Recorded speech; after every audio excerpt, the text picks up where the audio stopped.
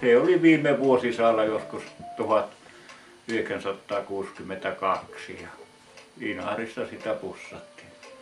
Maaliskuussa. Joo. Porokilpailujen aikana. Kyllä, kyllä. Mm-hmm. Ja.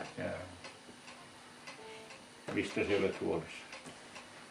Minä olen huolissani tietenkin maailman rauhasta.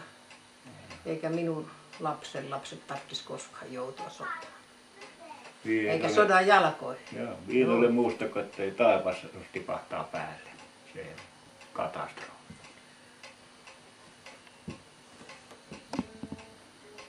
No minun lempiruoka on poronkäristys ja poronpaistista vuolhan siivuja ja rasvassa käristettä.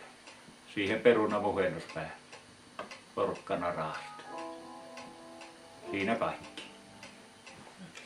Ja minulla on poron kieli. Keitettynä taikka paistettuna.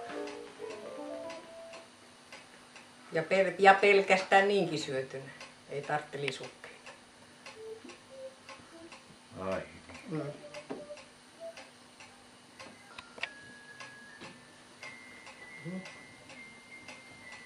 No, Tulee. mitäpä minä osaan sanoa. Sulla on jotenkin tiskaa.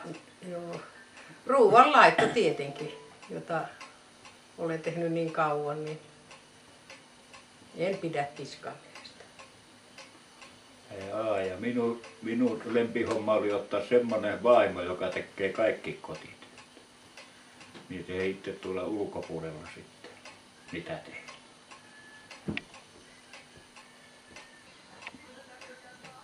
Niin. Joko sieltä Oi maamme Suomi, synnyin maa, soi sana kultainen.